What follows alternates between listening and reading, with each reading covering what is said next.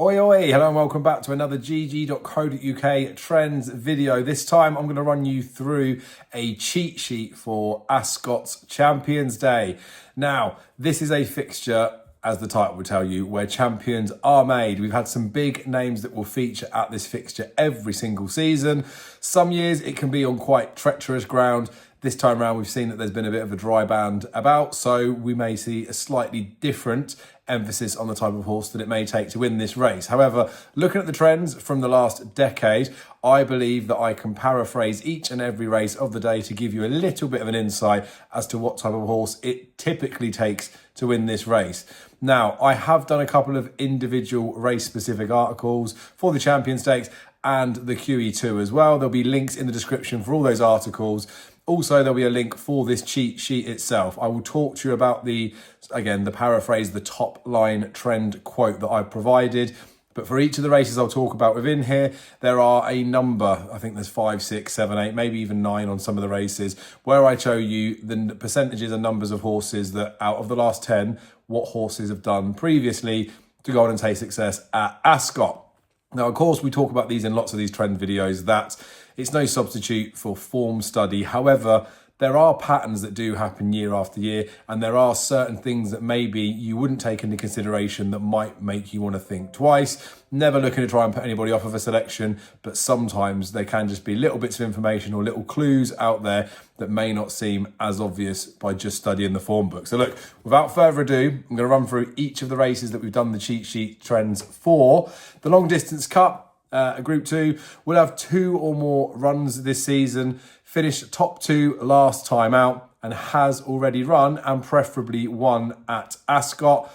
Likely to be aged 4 or 5. They have won a Group 1 and they'll be priced 6 to 1 or shorter. So on the price bands with any of these cheat sheet quotes that I'm doing, those prices are at SP. Obviously markets will fluctuate and etc, etc. So some of these you can probably play early if they're short enough under the numbers. Other ones you may need to wait until a little bit nearer the off if there's some that might be on the cusp. Champions Sprint Stakes, a Group 1, must have run at Ascot and preferably has run there more than once. Has an official rating of 112 plus and has won this season, but probably didn't win last time out. Has 5 or more runs this season and has probably not already won a Group 1. Lots of these races where I will say about a horse that has group form will sound like I'm pointing out the obvious, but there are a number of races. Again, it can depend on the competitive nature of the time that we've got these horses. So in this particular division of Group 1s, sprinters, you would argue that there aren't too many standout candidates. And when you're getting 20 plus runner fields, there aren't 20 plus Group 1s every single season for these sprinters to go and win. So it's a paraphrase of the highlighted trends that would be required. Like I say, sometimes I'll say something that will sound like it's really obvious, but in context with other races, it needs to be said. The Champions, Fillies and Mares Stakes, a Group 1, has 3 or more runs and has won this season, has already run at 1 mile 4 furlong and is drawn in stall 6 or higher.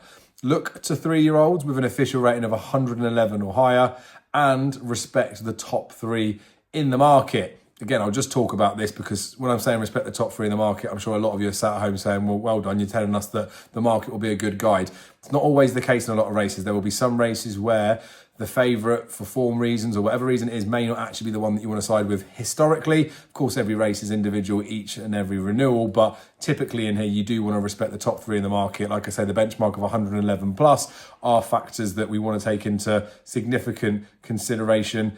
2, the draw is a big thing on this one over this particular trip as well, which we'll sort of look at in another race.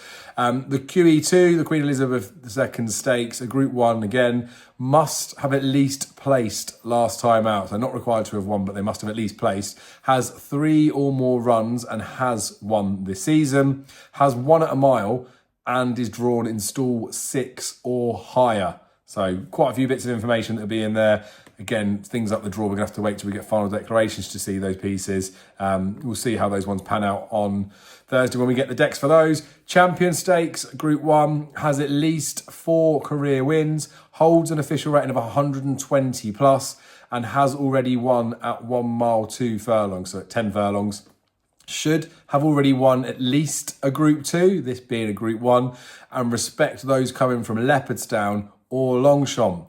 Now, there has been a lot of horses recently where Longchamp's been the springboard to come into the Champion Stakes. Again, maybe the weather will see a slightly different mould this year around with, you know, Longchamp and Paris being a little bit wetter typically, and then Ascot maybe being a little bit drier. But horses for courses, and there are horses that will be targeted for Champions Day, regardless of the ground. There'll be some good versatile horses as well. But yeah, you do want to respect horses that are coming from Leopardstown or Longchamp.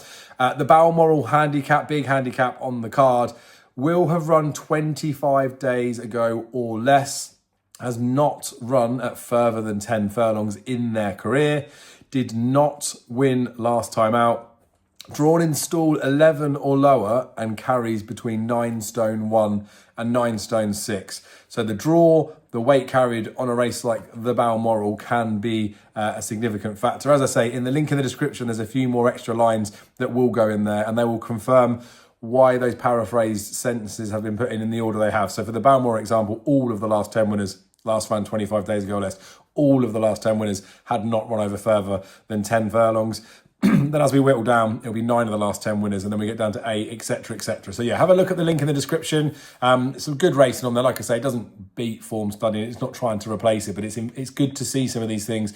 And it can also give you some indications as to why markets may be moving away from the form book, especially to do with draws, maybe some sort of biases in there, or even preparatory runs. If you can see that people are profiling a certain type of horse, can sometimes allude to why a market may shrink or it may grow.